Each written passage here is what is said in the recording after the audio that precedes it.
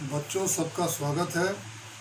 आज हम समाज विज्ञान के इतिहास खंड के पहले अध्याय का अध्ययन करेंगे। पाठ का नाम है प्रथम विश्व युद्ध। इस युद्ध को प्रथम विश्व युद्ध क्यों कहा जाता है, पहले हम इस बात पर चर्चा करें। इससे पहले जितने भी युद्ध हुए थे वो स्थानीय स्तर के थे। दो राज्यों के बीच आपस में युद्ध हुआ था, लेकिन यह एक ऐसा युद्ध था जिसमें प्रत्यक्ष या अप्रत्यक्ष रूप से विश्व के सारे देश सम्मिलित हुए, इसलिए इसे प्रथम विश्व युद्ध कहा जाता है। यह युद्ध किन किन देशों के बीच लड़ा गया? मुख्य रूप से इस युद्ध में दो गुट थे। एक गुट में जर्मन, ऑस्ट्रिया हंगरी और तुर्क, दूसरी ओर इंग्लैंड, फ्रांस, रूस और अमेरिका।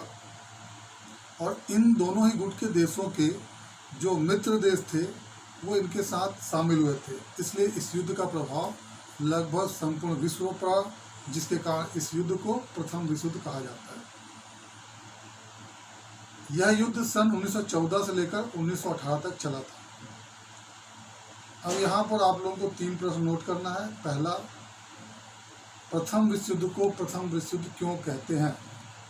दूसरा, प्रथम विश्व युद्ध मुख्य रूप से किन किन देशों के बीच हुआ था? और तीसरा, प्रथम विश्व युद्ध कब से कब तक चला? अब आगे देखते हैं कि प्रथम विश्व युद्ध की शुरुआत कैसे हुई। यूरोप का ही एक देश ऑस्ट्रिया, जो अपने पड़ोसी छोटे राज्य पर, सर्बिया नामक राज्य पर निगाह रखे हुआ था, वह उस पर आक्रमण करके उसे अपने राज्य में मिलाना चाहता था। इस बात की जानकारी सर्बिया के राष्ट्रवादियों को हो गई। वे ऑस्ट्रिया को सबक सिखाना चाहते थे। सर्बिया के कुछ राष्ट्रवादी लोगों ने 28 जून 1914 को ऑस्ट्रिया के राजकुमार आर्कड्यूक फ्रांसिस फर्डिनांड और उसकी पत्नी की हत्या कर दी। ऑस्ट्रिया ने इस घटना के लिए सर्बिया को जिम्मेदार माना और उसे चेतावनी दी। सर्बिया ने उसकी चेतावनी को मानने से इनकार कर दिया, जिसके परिणामस्वरूप ऑस्ट्रिया ने 28 जुलाई सन 1914 को सर्बिया पर आक्रमण कर दिया। यह प्रथम विश्व युद्ध का तात्कालिक कारण बना। इसके अलावा प्रथम विश्व युद्ध के अन्य और भी कई प्रमुख कारण थे, जिनमें साम्राज्यवादी देशों में आपसी कलह।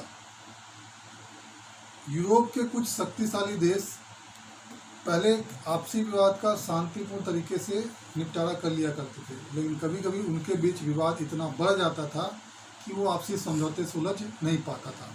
यह भी प्रथम विश्व युद्ध का कारण बना। दूसरा, उपनिवेशों के लिए संघर्ष। यूरोप के साम्राज्यवादी देश यह चाहते थे कि उनके उपनिवेश के रूप में ऐसे देश उनके उपनिवेश में आए जहाँ कच्चे माल की प्रचुरता हो और जहाँ पर वे अपने तैयार माल को आसानी से बेच सकें। तो एक ही समान विचार होने का उनके बीच हितों के टकराव होते थे, जो प्रथम विश्व युद्ध का कारण बना। तीसरा कारण है गुटों का निर्माण। यूरोप के प्रमुख शक्तिशाली देशों ने अपने अपने अलग अलग गुटों का निर्माण कर लिया था। इन गुटों को बनाने के पीछे उनका मुख्य उद्देश्य यह था कि यदि उनका विरोधी राष्ट्र उन पर हमला करता है तो वे अपने गुटों के साथ मिलकर उसका जवाब दे सकें। इसी तारतम्य में सन 1882 में जर्मन, ऑस्ट्रिया हंगरी और इटली ने मिलकर एक गुट का निर्माण किया, जिसका नाम था त्रिदेशीय संधि। सन 1882 में इस संधि को तैयार किया गया। जब इसकी जानकारी इनके विरोधी राष्ट्रों को हुई तो उन्हें यह भय लगने लगा कि ये गुट के शामिल देश हमारे ऊपर कभी भी आक्रमण कर सकते हैं, जिसके परिणाम स्वरूप सन 1907 में इंग्लैंड, फ्रांस, रूस और अमेरिका ने मिलकर त्रिदेशीय समझौता नामक गुट का निर्माण किया। विश्व में 2 अलग अलग प्रमुख गुट बन गए, जिसके कारण इनके बीच आपसी तनाव बढ़ने लगा। यह भी प्रथम विश्व युद्ध का कारण बना। अगला कारण था उग्र राष्ट्रवाद की भावना। यूरोप के कई प्रमुख शक्तिशाली देश यह मानते थे कि वे अन्य राष्ट्रों से श्रेष्ठ हैं और उनका जन्म दूसरे राष्ट्रों को अपने अधिकार में करने के लिए हुआ है। इस भावना ने भी प्रथम विश्व युद्ध को जन्म दिया। अगला कारण था सैन्यवाद। यूरोप के सभी प्रमुख शक्तिशाली देश अपने अपने देशों में सैनिक तैयारियों में जुट गए थे। वे कई घातक सैन्य शस्त्रों का निर्माण कर रहे थे। इससे भी आपसी तनाव बढ़ा, जो प्रथम विश्व युद्ध का कारण बना।